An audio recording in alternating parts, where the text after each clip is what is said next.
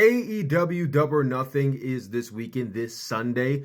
I have not been watching AEW consistently for quite some time. I have not watched AEW Dynamite weekly in some months. But given that it is a pretty heavy wrestling weekend, we have SmackDown on Friday, Double or Nothing, Double or Nothing on Sunday, and then King of the Ring on Saturday. I say, you know what? I'm feeling festive. Let's actually watch AEW this weekend, right? And plus, I've watched every single AEW Double or Nothing since the first one, where I actually was at the first Double or Nothing in 2019. So if there's like one AEW show I do have to watch, it's the one I went to. It's the one that started all. It's Double or Nothing. I mean, just looking at the card, like on face value, this looks like it's going to be a really stellar show. And one thing AEW will always follow through on is making sure their pay-per-views deliver. I can only count on one hand how many times I watched an AEW pay-per-view and I'm like, oh, I could have skipped this. But out of 30-something pay-per-views they had so far, only one of them I could have skipped. Just about everyone I've seen has been at the very least really good, or mostly great, or even above that. That being said, though I am a wrestling content creator, and though I can't honestly sit here and say, oh, I don't like AEW, I don't watch AEW at all, I haven't watched the show week to week, so I'm going to have to take an educated guess for some of these predictions, because I don't know every single storyline that's happening right now. So hopefully in the comment section, all you AEW fans that are watching, y'all can privy me and catch me up to speed, okay? If I get something wrong, feel free to correct me in the comment section. And if I get something right, a little golf clap for me, okay? All right, let's get into these predictions for the show. AEW has 10 matches announced for this card. No pre-show matches just yet, but 10 matches, so hopefully this show does not go past midnight. But I'm not too confident in that. But first match I see on here, we have the Unified World Trios Championships, the Bang Bang. I guess they're not the Bang Bang Scissor Gang anymore. But, the Bang Bang Gang, Jay White and the Gun Club versus Death Triangle, Triángulo de la Muerte, in Pac and the Lucha Brothers. Pac is such a funny case because since I started watching AEW, it's this weird thing where it's like Pac shows up, has really good matches, even great matches for 3 months, and he disappears for 6. He's never there the entire year. He's there for I really would say he's there for less than half the year. I would say Pac has returned to AEW more than Big Show has returned in WWE. And that's just me being goofy. My prediction for this match, educated guess, I'm going to say Bang Bang Scissor Gang. Bang Bang Gang wins it. I'm so used to saying Bang Bang Scissor Gang, but I'm going to say Jay White and the Gun Club retain. This is just an educated guess. I don't really have too much of a quantification for why, but I got them retaining. We have a triple threat match for the FTW Championship as the Learning Tree, Chris Jericho, takes on Hook and Katsuyori Shibata. Must I say, as someone who was a huge New Japan fan several years ago, it is still so awesome to see Katsuyori Shibata wrestling on a full-time basis again, because I never thought I would see it. To see him wrestling in AEW full-time is even more wild to think about.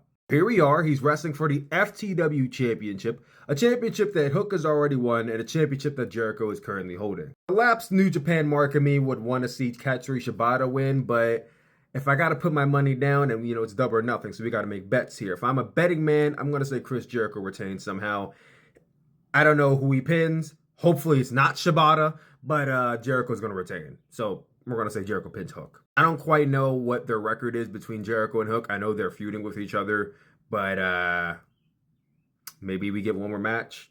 I know Forbidden Door is next month, so maybe that's where you get the last match, the rubber match between those two. But yeah, Jericho's going to win this one.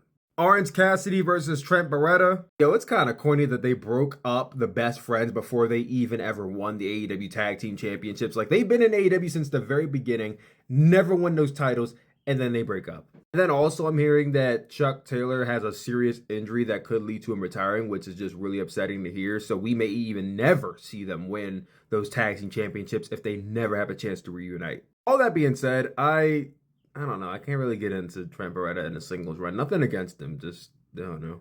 Not doing it for me. Orange Cassidy's also in this weird spot because it's he was an AEW International Champion for a year. He was the Iron Man of AEW for 2023. He even beat Jon Moxley in the main event of... No, he didn't beat Jon Moxley in the main event of All Out. He had one of the best matches of 2023 at All Out 2023. I was there. It was fucking fantastic.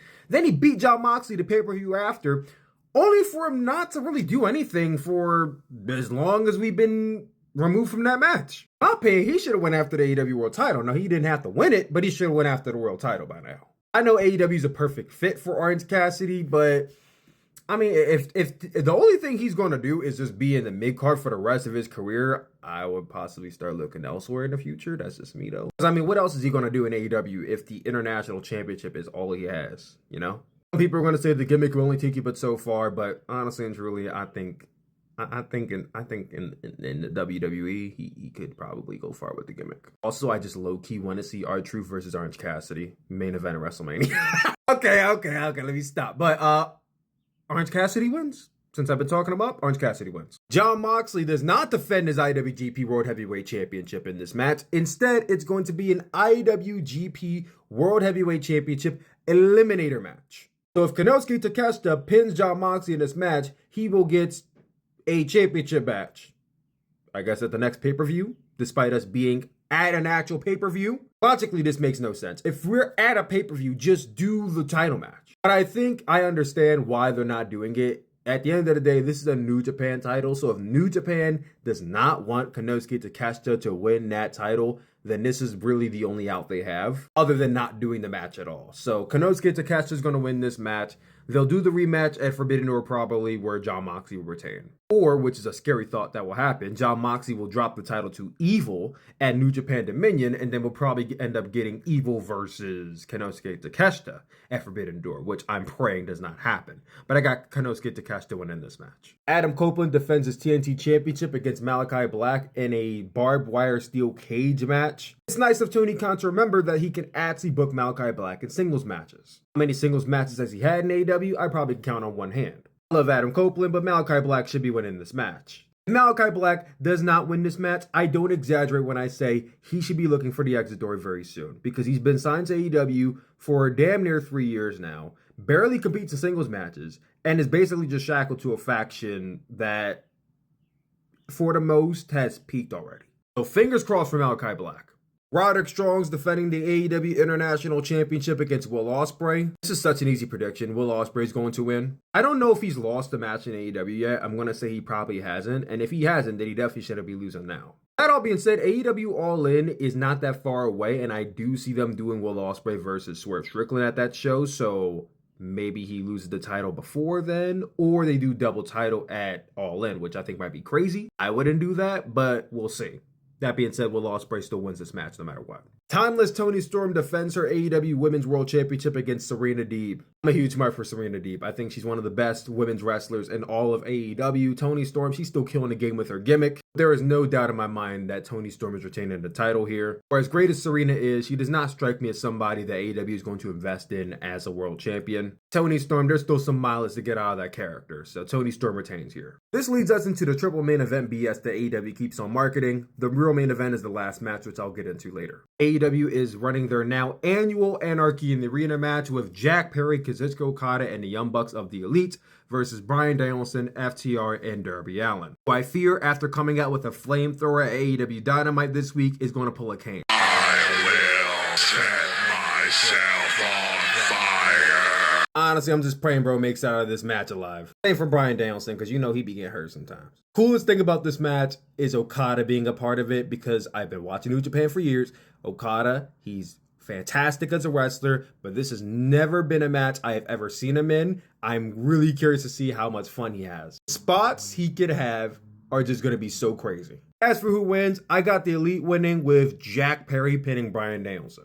Want to put Jack Perry over hard? That's how you do it. I predict the co-main event of the evening is going to be Swerve Strickland defending his AEW World title against Christian Cage. I really have not seen this entire rivalry play out, so I can't really tell you what's going on. But what I can tell you is that Swerve Strickland should not be losing that title right now, especially to Christian Cage. Christian Cage was red hot like last year and could have won the World Championship then. Right now is just not the time. Also, Swerve's only going into his first defense, I feel like. So yeah, no, he should not be losing the title. I got Swerve Strickland retaining. Who he faces at Forbidden Door is going to be a good question. Here and now, he's got to retain.